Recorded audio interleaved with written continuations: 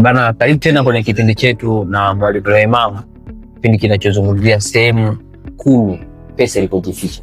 Na leo tuko sehemu ya pili ambapo tutazungumzia namba 4, namba 5 na namba 6. Kwa hiyo karibu sana ndugu mtazamaji wetu, karibu sana ujiunge nasi na Mwalimu Imam. Naamini kwenye hiki kipindi hutotoka bure. Karibu sana. Asante sana Mr. Dula. Kipindi kilichopita tulizungumzia sehemu ya kwanza ambapo tuliona pesa imejificha kwa watu, kwenye watu. Lakini namba 2 tukaona pesa imejificha kwenye matatizo, lakini namba 3 tukaona pesa imejificha kwenye kipawa. Kwa hiyo tutakwenda kuendelea namba 4, 5 na namba 6. Sehemu ya 4 leo ambayo tunakwenda kuizungumzia ni kwamba pesa imejificha kwenye fursa. Money hides in opportunities. Kila kitu unachokiona leo hii Dula, kwa nafasi yoyote mtu alipo leo hii, ni matokeo baada ya yeye kuwa amechukulia kwa umakini zile fursa ambazo amekuwa anakutana nazo. Kwa sababu watu wengi wanaziona fursa alafu wanakuwa kama hawazichukulii kwa uzito, hawachukui hatua, kwa sababu fursa ndo tunaweza tukasema ni kama mlango wa kukutoa sehemu moja kwenda sehemu nyingine. Fursa ni kama ngazi ambayo inaweza kukupandisha kutoka sehemu moja kwenda sehemu nyingine. Na ndio ukiona mtu yoyote ule hajafanikiwa kwenye jambo lolote, ni kwamba kwa asilimia kubwa anakuwa hajachukulia kwa umakini zile fursa ambazo amekuwa amekutana nazo. Kwa hiyo maana unakuta watu wengi wamekuwa maskini kwa sababu ya kuto kuzitilia maanani fursa wanazokutana nazo. Ndio maana wazungu wanasema wanabaki kwenye umaskini, yani mtu anaendelea kuwa maskini. Poor, the word poor is an acronym, ni kifupi cha neno passing over opportunity repeatedly. Passing over opportunity repeatedly. Yani mtu anakuwa anaziona fursa lakini anakuwa anazichukulia poa, hazichukulii maanani. Kwa sababu gani? Ili uweze kufanikiwa kwenye jambo lolote lile, ni lazima uchukue fursa ambayo utakuwa umekutana nayo. Kuna kitu kimoja Dula, watu wanasema, je, kusikia mtu anasema sio jamaa ana bahati sana. Ana bahati sana au amepata mafanikio kwa bahati. Katika maisha mimi huwa naamini hakuna bahati. Kwa sababu gani? Ili uweze kupata kitu inaitwa bahati, ni lazima kuwe kuna maandalizi, alafu maandalizi yakikutana na fursa ndo inapatikana neno bahati. Yani lazima kuwe kuna preparation. Preparation ikikutana na opportunities ndo tunaita bahati. Hapa naomba nitumie mfano rahisi ambao vijana wengi zaidi wanaweza kanielewa. Tuchukulie mfano kwenye kubeti. Dula, wewe una beti. Sijui ni kweli au beti. Sasa kwenye kubeti iko hivi. Mtu anaweza kama unasikia mara nyingi unasikia nimekula, labda nimeshinda mkeka, au kwenye zile kuna hii michezo ya bahati nasibu, si ndio? Unasikia jamaa amepata milioni 10, amepata milioni 20, ana bahati sana. Hana bahati, kwa sababu hata kwenye kubeti au hata kwenye michezo ya kubahatisha, ukiona umefanikiwa au ukiona umeshinda, ukiona umepata pesa nyingi, ni kwamba kuna kanuni za mafanikio umezitumia aidha kwa kujua au kwa kutokujua. Kwa sababu gani? Ili uweze hakuna bahati nasibu ambayo unaweza ukacheza mara moja ukashinda. Na hiyo haipo. Lazima uliwe sana. Hiyo iko kwenye kanuni za mafanikio, kwamba lazima, kwa sababu kile unachocheza ni kama ni mbegu umeweka.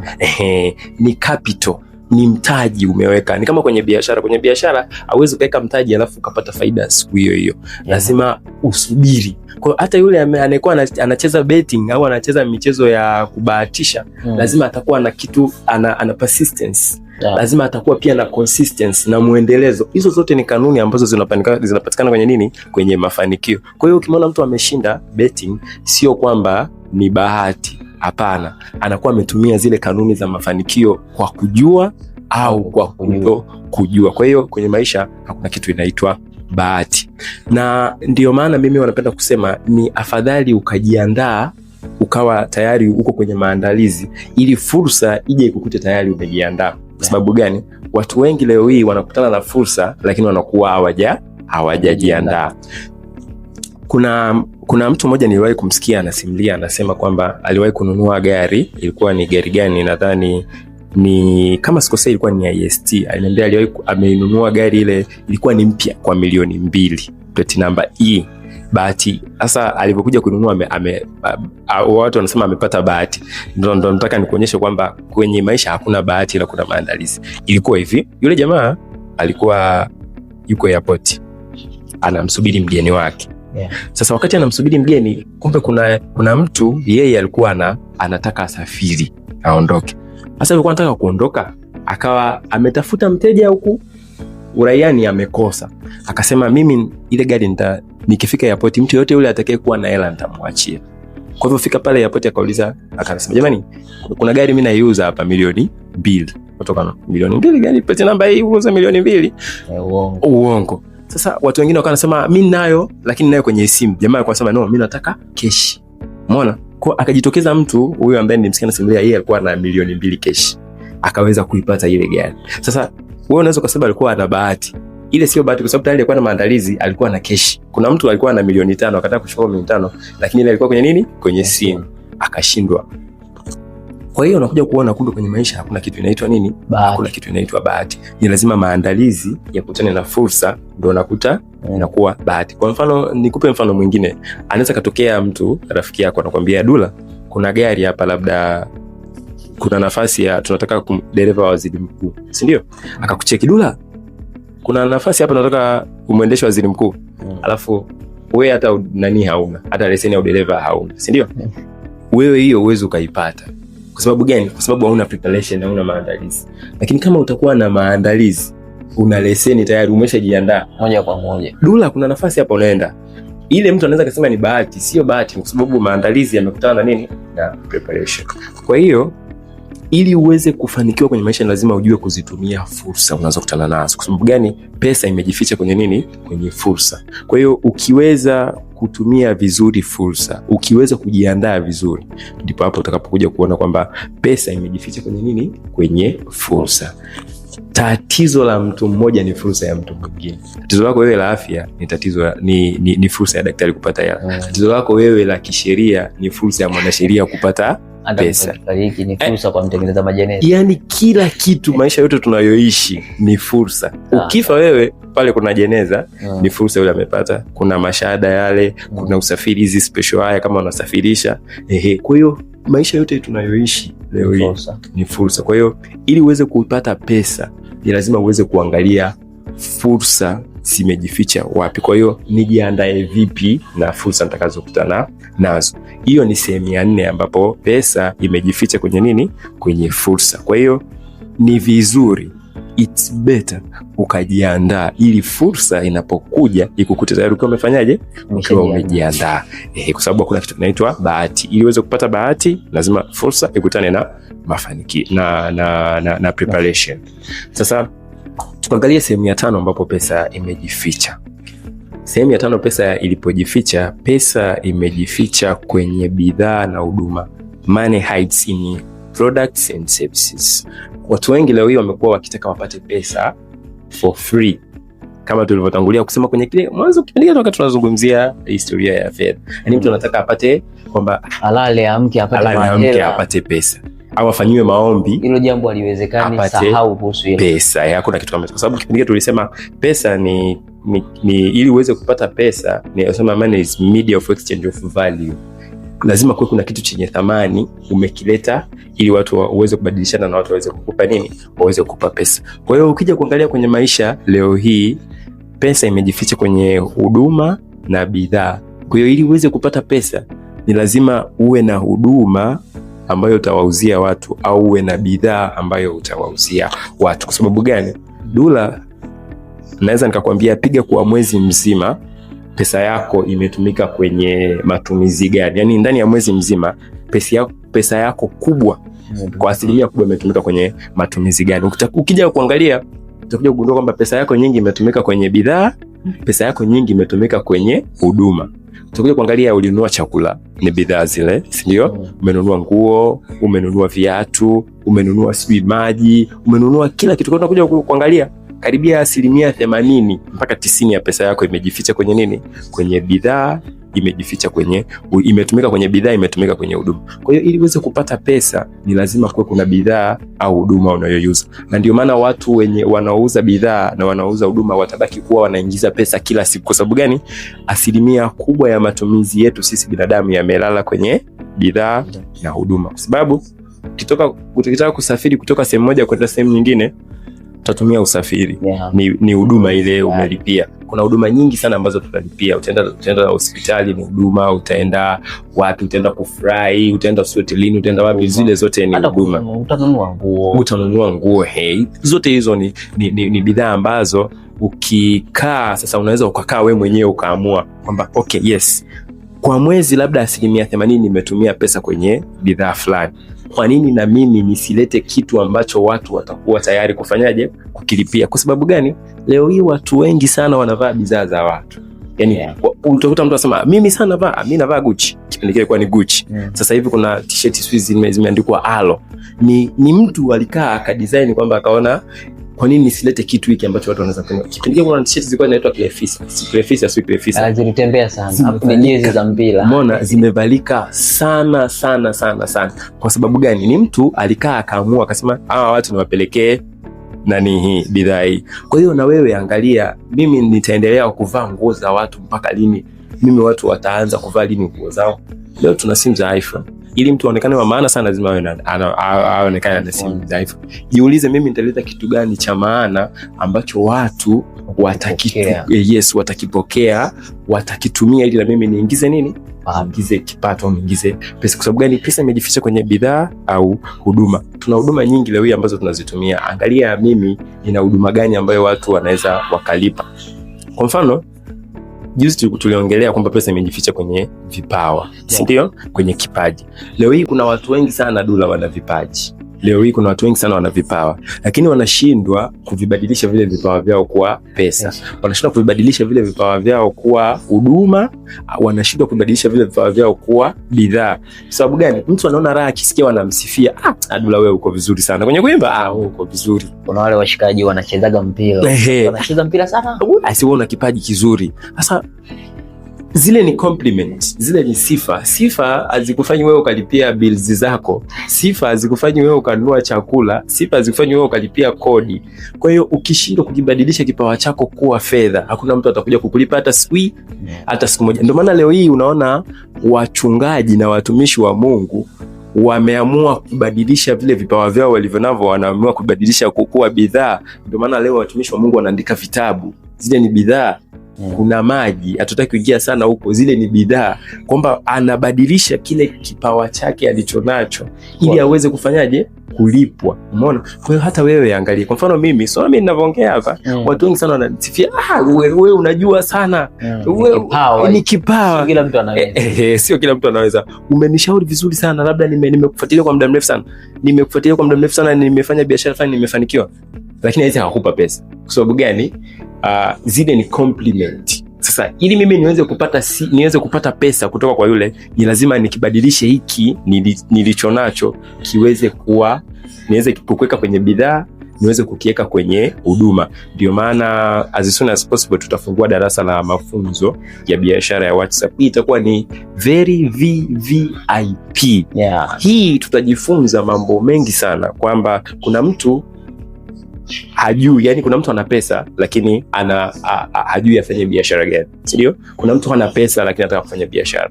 Kuna mtu hana mawazo ya biashara. Kuna mtu ana wazo la biashara lakini hajui aanzeje. Kuna mtu ana biashara anatamani kuikuza lakini hajui ataikuza vipi. Kuna mtu ana biashara inakuwa lakini hajui ata maintain vipi pale iendelee kukua. Kwa sababu gani? Watu wengi leo hii Dula wanaanzisha biashara wakiwa na survival mindset. Yaani mtu anaanzisha biashara ili, unamuuliza mtu kwa nini unaanza biashara, anasema mimi naanza biashara ili nataka nipate pesa. Uweze kufanikiwa kwenye biashara. Unataka kuanzia biashara ili upate pesa ndio ufanye. Unamuuliza kwa nini unataka kuanzisha biashara? Mimi nataka uhuru, nimechoka kubanwa kazini. Uweze kufanikiwa. Kwa hiyo unakuta zile ni survival mindset. Nataka nianzishe biashara ninunue gari. Nataka nianzishe biashara nilipe kodi. Zile ni survival mindset. Survival mindset haiwezi kukubadilisha, haiwezi kufanya biashara yako itoke kuwa biashara ya kizazi kimoja kwenda biashara ya kizazi kingine. Ndio maana kuangalia Tanzania tuna biashara nyingi sana ambazo hazina umri wa miaka 50, miaka 20, nyingi utakuta labda ni miaka 10. Kwa hiyo tutaanzisha darasa ambalo tutakwenda kufundisha mambo mengi sana, na itakuwa ni kwa watu 50 tu. Sitaki watu wengi, kwa sababu nataka wale watu 50 nikae nao, ni watengeneze vizuri, ili watakapokwenda kuanza au watakapoendeleza biashara zao zisizokuwa biashara zenye mafanikio makubwa sana, kwa sababu ni watu wengi leo hii wanatamani kujifunza vitu vingi sana, lakini wanashindwa mahali pa kujifunza. Kwa hiyo nimehamisha hiki nilichonacho kuwa huduma, ili niweze kupata pesa zao. Ndio ukweli. Kwa hiyo hata kama ni wewe, angalia kwenye hiki mimi ninachokifanya, watu wananisifia sana kwenye jambo gani ambalo zile sifa hazikupi pesa, zen compliment. Kwa hiyo angalia mimi ninaweza nikabadilisha kitu gani kikatoka nikakimonetize kipaji nilichonacho, kikatoka kwenye kuwa nasifiwa alafu nikawa naingiza pesa. Kwa hiyo ni sehemu ya 4 ambapo pesa imejificha. Ni ya 5 ambapo pesa imejificha. Mdhamini wetu ni ule Mr. Dulla, Ashi Plus Investment, anapatikana pale njia Panda Segerea. Kama unaenda Ukonga, ukifika pale huduma zote utazipata za online application. Kama unahitaji maombi ya passport, unahitaji maombi ya visa, unahitaji kufanya registration za kampuni, kusajili jina la biashara, na vitu vyote vinavyohusiana na mambo ya online application, mambo ya LATRA, mambo ya kwa wanafunzi kama unaomba mikopo, vyuo, huduma zote zinapatikana pale. Lakini Ashi Plus Investment tena anajihusisha na uuzaji wa simu kwa bei ya jumla. Duka yake inapatikana pale Gongo la Mboto Msikitini. Ukifika pale Gongo la Mboto Msikitini, tuweka mawasiliano yake pale, utaweza kujipatia simu kwa bei nzuri kabisa. Na Swahili wanasema bei kitonga, lakini ni simu original. Kwa hiyo kama unahitaji simu nzuri, hakikisha unafika pale kwa Ashi Plus Investment. Duka lake liko pale Gongo la Mboto Msikitini. Ukifika kwa juu utaona kuna bango kubwa limeandikwa wauzaji wa simu kwa jumla. Yes. Sehemu ya 6 wanasema kwamba money hides in ideas. Pesa imejificha kwenye mawazo, pesa imejificha kwenye ideas. Ndio maana kuna msemo unasema kwamba yesterday's impossibility are today's possibility. Today's possibility are tomorrow's reality. Idea rule the world is a fact, not a slogan. Kwamba kuna yale mambo ndio tulikuwa tunaona hayawezekani kwa miaka iliyopita, lakini sasa hivi yanawezekana. Kwa mfano, nitakupa mfano mdogo tu. Kwa kipindi kile tulikuwa tuna Gen Z, sijui kama watakuwa watufahamu. Kwa kipindi kile Dulla tulikuwa tunaandika barua, si ndio? Ilikuwa watoto zile barua unamwandikia mpenzi wako, si ndio? Ulikuwa ukiandika pale, wengine walikuwa wanapulizia mpaka perfume. Sasa ilije kumfikia yule mtu unayemtumia, labda yuko Mwanza au Morogoro, lazima itakubidi uende posta, si ndio? Ukaitume. Sasa kwa kipindi kile ulikuwa unatamani barua ingefikia leo afu akanijibu leo, si ndio? Kwa kipindi kile tulikuwa tunaona kama haiwezekani, lakini ukija kuangalia leo ndio email inatumika. Kwa kumbe lilikuwa ni wazo ambalo lilipata, lakini ukashindwa kulifanyia kazi. Kwa waliokaa huko wakafikiri, wakalifanyia kazi, ndio leo inatumika. Ndio leo zimekuja SMS, mtu unamtumia message inafika hapo. Lakini kwa kipindi kile tulikuwa tunaona hii kitu haiwezekani. Kwa kipindi kile ulikuwa unatamani, unazisikia zile nikilala na anasema nikinywa maji na kuona kwenye maji, si ndio? Na kuona kwenye glass, sio kuona kwenye dhani. Kwa kipindi kile mtu anasema natamani nimpigie video call nimuone, lakini tulikuwa tunaona kama haiwezekani. Lakini leo unaweza kumpigia mtu WhatsApp video call na ukafanyaje? Ukamuona kokote alipo. Ni mawazo ambayo yalikuwepo, tulikuwa nayo, lakini hatukuyafanyia kazi. Watu waliokaa wakafikiria wakayafanyia kazi, ndio leo imekuja kuonekana ni reality. Yani manako ni kwamba hata kwenye mambo ya mipira hapo zamani, mipira ilikuwa inaonyeshwa channel moja nadhani TBC, ila walikuwa wanaangalia wanapuuzia. Azam kaja, umeona, afanya kiukubwa sana, ameboresha. Ni wazo lile mtu alikuja akaboresha, umeona. Kwa hiyo leo hii mtu anaona, unapopata wazo hakikisha unalifanyia kazi, kwa sababu pesa imejificha kwenye mawazo. Kitu chochote kile unachokiona leo hii duniani kimeanzia kwenye wazo. Hata dunia yenyewe imeumbwa kutoka kwenye mawazo ya Mungu. Ndio maana Biblia ukienda kusoma kwenye nadhani kitabu cha Waebrania, anakuambia dunia imeumbwa kutoka kwenye vitu visivyoonekana. Yes, kwamba dunia imeumbwa, ni Mungu alikaa akatamka Kwa hiyo lilikuwa ni wazo. Kwa sisi wote tulikuwa ni wazo kutoka kwenye akili ya muumbaji kwamba natamka iwe hivi na ikawa. Kwa hiyo ukija kuangalia kila kitu leo hii kimeanzia kwenye wazo. Kwa hiyo pesa yoyote ile imejificha kwenye wazo. Hata Facebook ilianzia kwenye wazo la mmiliki wa Facebook. Kwa hiyo na mawazo sasa huwa yako hivi. Unaona hapa tulipo Dula, hapa tunapona. Ukichukua redio, ukawasha redio, utapata frequencies za redio tofauti tofauti, si ndio? Ukichukua TV ukawasha hapa, utapata channel tofauti tofauti. Kwa hiyo hata mawazo pia yako hivyo. Kwa hiyo ili uweze kupata wazo ni lazima ujiseti kulingana na ile frequency. Mawazo ni kama frequency. Wazo hapa tulipo kuna mawazo mengi sana, lakini hauwezi kuyapata. Kwa sababu gani? Haujajitune kwenye ile frequency. Ni kama redio, ukileta hapa huwezi kuona frequencies zozote zilizoko hapa mpaka uwashe redio. Ukiwasha redio ndio utasikia hii redio fulani, redio fulani. Kwa hata mawazo yako hivyo. Mawazo ni divine download. Mawazo yanatoka kwa Mungu. Kwa hiyo ili uweze kupata mawazo ni lazima ujiunganishe na nani? Na aliyekuumba, ili uweze kupata mawazo. Na ubovu wa mawazo au uzuri wa mawazo ni hivi. Mawazo yapo kila mahali. Unapoona umepata wazo wewe Dula, ujue watu zaidi ya bilioni 3. Dunia ina watu zaidi ya bilioni 8, si ndio? Dunia ina watu zaidi ya bilioni 8. Kwa unapoona umepata wazo, sawa, ujue watu zaidi ya bilioni 3 na wenyewe wamepata wazo lile ulilolipata wewe. Sasa usipolifanyia kazi, akitokea mtu akalifanyia kazi, yule ndo anakuwa inventor, yule ndo anakuwa pioneer, yule ndo anakuwa ni mtu ndo anakuwa founder wa lile wazo. Ndio maana leo hii unaweza ukawa uko nyumbani, ukawaza hivi, kwa nini hapa nyumbani nisifungue kibanda labda cha M-Pesa? Si ndio? Unaona hakuna. Ila ukalipuuzia lile wazo, baada ya miezi 3 ukashangaa kuna mtu amefungua. Sasa unaanza kusema akapiga hela. Unaanza kusema yule jamaa ameniiga. No, hajakuiga, kwa sababu mawazo wewe unapopata wazo usifikiri wewe mwenyewe ndio umelipata lile wazo. Usifikiri umelipata peke yako. Watu zaidi ya bilioni 3 wamekuwa wamepata wazo lile kwa wakati huu. Kwa hiyo utakapolifanyia kazi kwa haraka, wewe ndio unaonekana unakuwa umekuwa founder, ndio unaonekana umekuwa pioneer. Zile changamoto za wafanyabiashara, unakuta mtu kasajili jina lake, akaandika kwa mfano labda akaandika afya, akaja mwingine naye akaitumia ile afya, akabadilisha sajili. Au wamefanana. Lakini ukienda kusajili hizi kafanana, labda ubadilishe kidogo. Kibadilishe kidogo, ndio maana kuna afya na afia. Ni brand mbili tofauti. Yes. Kwa hiyo sasa unapokuja kuangalia kwenye mawazo ni kwamba unapopata wazo, kwa sababu unapopata wazo hakikisha lile wazo kwanza unalifanyia kitu inaitwa documentation. Unaliandika lile wazo lako. Kwa utakapopata wazo hakikisha unaliandika. Ukishaliandika lile wazo kalisajili. Zipo mamlaka za kusajili, nadhani niko SOTA, si ndio? Unaenda unalisajili, then ukishalisajili sasa unafuata process nyingine. Kama kuna mtu ana wazo alafu anahitaji kulifanyia hatua zote mpaka lije kuja kwenye reality, anaweza kanitafuta, then nikamshauri tukaona tunafanya, kwa sababu hata mimi huwa napata mawazo na yaandika na nayasajili. Kwa hiyo mawazo ni divine downloads. Ili uweze kupata wazo ni lazima ujitune kwa yule muumba.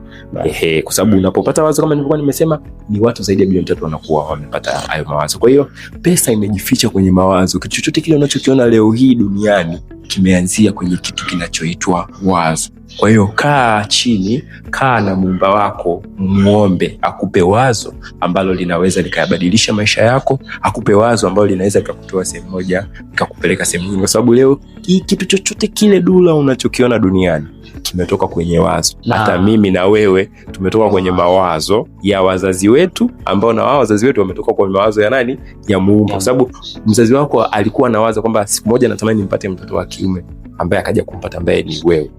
Kwa hiyo wazo, na unapopata wazo unalifanyia kazi. Usipate wazo ukalipuuza, mwenzako atalifanya. Alafu leo hii kumekuwa na kasumba kwamba mtu anaona akipata wazo, anaona hili wazo mbona kama la kawaida sana.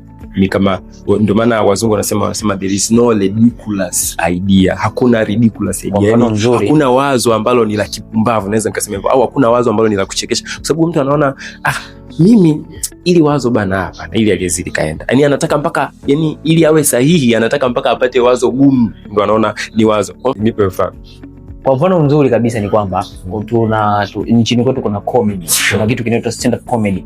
Stand up comedy ni wazo ambalo lilikuwepo tangu miaka ya zamani. Ndio. Na wapo baadhi waliokuwa wanajaribu kulifanya. Ndio. Ila kuna mtu anaitwa Koi mzungu, yeye alikuja na lile wazo, akalifanya kiukubwa. Mwisho wa siku wale walioshindwa au waliokuwa wanafikiria wanaanza kuona kumbe jamaa anapiga nini? Anapiga hela. Maana yake yeye lile wazo alilifanya kiukubwa, ndio tena kiutoto. Ndio maana sasa hivi kupitia yeye sasa watu wameona anapiga hela, wameanza kutengeneza pia stand up comedy nyingine umeona, kwa sababu tunaona nguvu ya wazo ambapo mtu analichukua na kufanya nalo kazi. Kwa hiyo wewe hata kama usije ukaona kwamba ili wazo langu labda ni la kuchekesha au ni nini, hakuna wazo ambalo ni la kuchekesha. Kwa sababu gani?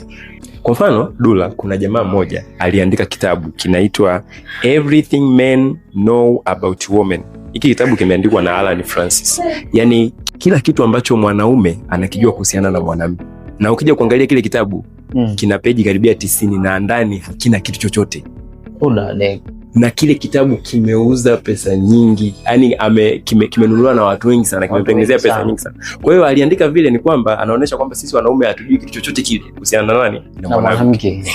Ni kitabu ambacho kimemuingizia pesa nyingi sana. Kwa hiyo yeye alipata ile wazo akasema niandike hiki kitabu. Kwa hiyo kuja kuangalia kile kitabu kina peji ya jalada tu basi, kilichoandikwa ni kwenye ile jalada la mbele na la nyuma, lakini ndani hakuna kitu. Kwa ni mtu alipata wazo akalifanyia kazi, ambapo wewe leo hii ukifanya kama hivyo unaona ukipata wazo kama unaona hii watu hawezi akanunua, lakini watu wamenunua. Kitabu kingine tena kinachofanana na hicho kimeandikwa na jamaa anaitwa Saffron Thomas. Aliandika kitabu kinaitwa All of the Reason to Vote for Donald Trump. Kipindi Donald Trump anaingia madarakani kwa mara ya kwanza, kwamba hizi ndio sababu za kumchagua Donald Trump. Kile kitabu kina peji karibia 200, lakini ndani hakina kitu chochote. Na kimekuwa ni kitabu ambacho pia kimeuzika sana Marekani. Kwa sababu gani? Ni jamaa alipata tena wazo ambalo ni kama alikopi huku, lakini akabadilisha pale title. Kwa watu wengi leo wanapata mawazo lakini wanaona mimi ile wazo langu dogo sana. Wanashindwa kulibadilisha lile wazo kutoka kuwa wazo na kuja kuwa bidhaa au huduma. Mwisho wa siku wanaishiwa kusifiwa, au jamaa huwa ana mawazo mazuri. Jamaa anajua, anashindwa kubadilisha yale mawazo. Hizo ni compliment. Kwa sababu gani? Hizo compliment huwa haziwezi zikakupa pesa. Ndio maana mtu akinifuata ni mshauri kuhusiana na mambo ya biashara, huwa namtangulizia kwanza, namwambia counseling is free but consultants attract a fee. Kwa hiyo naweza nikasema nitakushauri kwa kukuelezea hii unataka biashara gani, moja mitatu, lakini ukitaka sasa tuingie kwenye mbinu za kuanza za kuingia kwenye biashara. Mbinu tunafanyaje, unaanzia vipi? Ni lazima ufanyeje? Ulipie kiasi cha fedha, kwa sababu where there is a voice there is an invoice. Palipo na sauti lazima invoice iwepo. Kwa hiyo mtu anashindwa kubadilisha lile wazo lake kuwa pesa. Kwa hiyo kaa na Mungu wako, muombe, pata mawazo. Then ukishapata mawazo, hakikisha unayafanyia kazi ili uweze kuingizia pesa. Nadhani Dula, mpaka hapa tutakuwa tumefikia mwisho. Session itakayofuata itakuwa ya 7, ya 8 na ya 9. Tutamaliza na ya 10, zote 4 kwa pamoja. Yani kuwa karibu tu na hii channel yetu Dr. Imam Brand. Tunaendelea kukushushia mizigo nondo. Yes. Yani